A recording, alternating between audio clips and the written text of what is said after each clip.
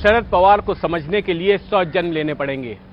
अब से 4 साल पहले शिवसेना उद्धव गुट के नेता संजय राउत की शरद पवार को लेकर कही गई ये बात बार बार सच साबित हो रही है। शरद पवार के दिमाग में क्या चल रहा है, ये समझना आसान नहीं। नमस्कार, मैं हूं जितेंद्र दीक्षित और आज बात करेंगे एनसीपी प्रमुख शरद पवार की, जो कि लगातार अपने सहयोगी दल कांग्रेस को झटके पर झटका दिए जा रहे हैं।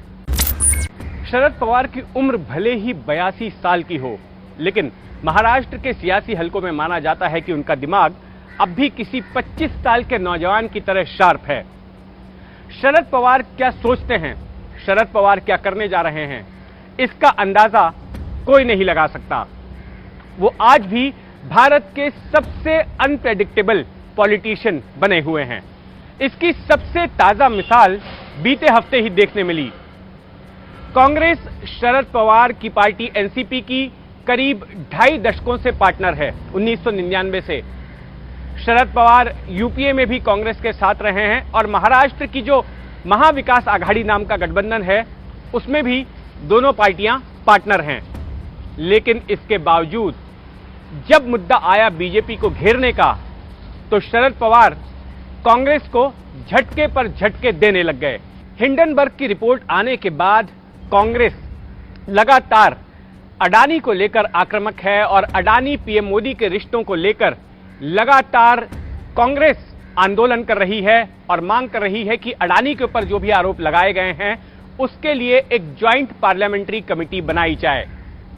लेकिन कांग्रेस के गठबंधन में पार्टनर होने के बावजूद, विपक्ष का एक बड़ा चेहरा होने के बावजूद, शरद पवार ने उस वक्त सबको चौंका दिया जब वे अडानी के पक्ष में उतर आए और उन्होंने कहा कि अडानी को निशाना बनाया जा रहा है और अडानी पर लगे आरोपों की जांच के लिए ज्वाइंट पार्लियामेंट्री कमेटी बनाने की कोई जरूरत नहीं है, सुप्रीम कोर्ट की जांच ही बेहतर होगी।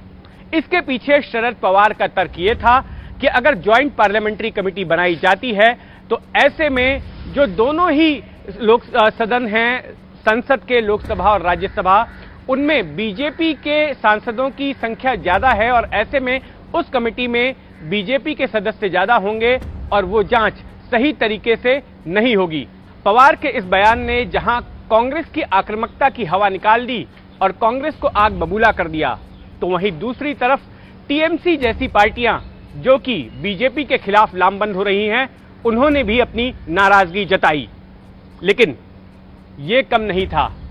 इसके बाद एक कदम आगे बढ़ते हुए शरद पवार ने कांग्रेस की ओर से उठाए गए एक और मुद्दे की हवा निकाल दी। कांग्रेस प्रधानमंत्री नरेंद्र मोदी की शैक्षणिक डिग्री को लेकर मुद्दा बना रही थी, उसको लेकर काफी आक्रामक थी। लेकिन शरद पवार ने यह कह दिया कि प्रधानमंत्री की डिग्री उनके लिए कोई मुद्दा नहीं है, देश में और भी कई सारे मुद्दे हैं और भी कई सारी समस्याएं हैं और उन पर फोकस किया जाना चाहिए।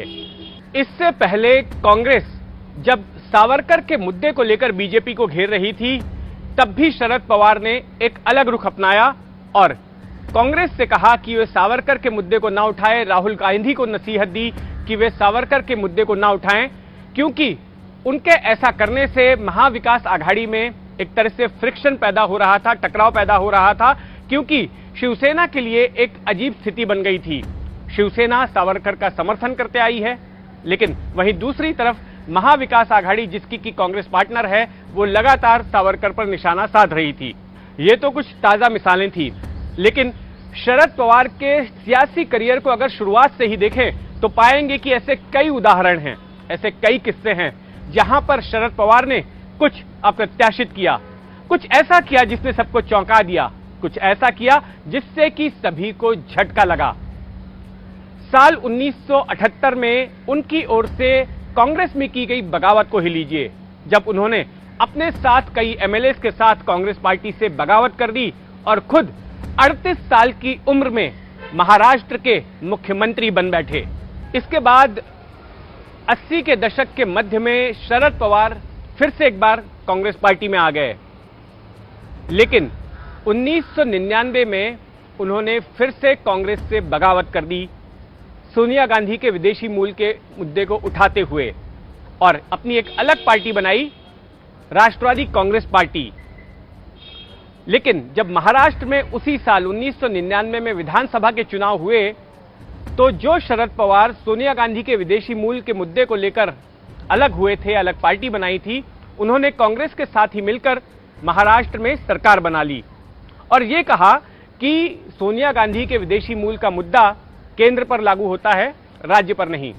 लेकिन बाद में जो केंद्र में यूपीए की सरकार बनी साल 2004 में, तो उसमें भी शरद पवार बतौर कृषि मंत्री शामिल हो गए। तब से लेकर शरद पवार की पार्टी एनसीपी यूपीए का हिस्सा रही है। लेकिन साल 2014 में शरद पवार ने फिर से एक बार कांग्रेस को झटका दिया। 2014 में शिवसेना और बीजेपी ने अलग मिलकर चुनाव लड़ा था। देवेंद्र फडणवीस 2014 में, चूंकि बीजेपी सबसे बड़ी पार्टी थी, इसलिए उनको मुख्यमंत्री बनने का मौका मिला। लेकिन सदन में जब विश्वास मत हासिल करने की बारी आई तो ऐसे में शरद पवार की पार्टी एनसीपी ने जो है वोटिंग में हिस्सा ही नहीं लिया और एक तरह से बिना शिवसेना के साथ होते हुए भी देवेंद्र फडणवीस ने विश्वास मत हासिल कर लिया और उनकी सरकार बन गई। यानी कि शरद पवार ने महाराष्ट्र में बीजेपी सरकार बनवाने में 2014 में मदद की थी। 2014 में जब फडणवीस की सरकार बन गई तो कुछ वक्त बाद शिवसेना भी सरकार में शामिल हो गई और फिर अगले 5 सालों तक राज्य में शिवसेना बीजेपी की गठबंधन सरकार रही। लेकिन इस सरकार में क्या कुछ हो रहा था, यह शरद पवार का तेज दिमाग बड़ी ही बारीकी से देख रहा था। शरद पवार ने गौर किया कि भले ही शिवसेना और बीजेपी साथ में सत्ता में हों, लेकिन दोनों के बीच अनबन चल रही थी। शिवसेना का मुखपत्र सामना लगातार फडणवीस सरकार को टारगेट कर रहा था, केंद्र में नरेंद्र मोदी को टारगेट कर रहा था और यह साफ पता चल रहा था कि शिवसेना फडणवीस के साथ सत्ता में, सरकार में खुश नहीं है। शिवसेना के मंत्री आए दिन धमकी देते थे कि हम अपने इस्तीफे अपनी जेब में लेके घूमते हैं। शिवसेना के इसी असंतोष का फायदा शरद पवार ने साल 2019 के विधानसभा चुनाव के बाद उठाया। साल 2019 का विधानसभा चुनाव शिवसेना और बीजेपी ने साथ मिलकर लड़ा था।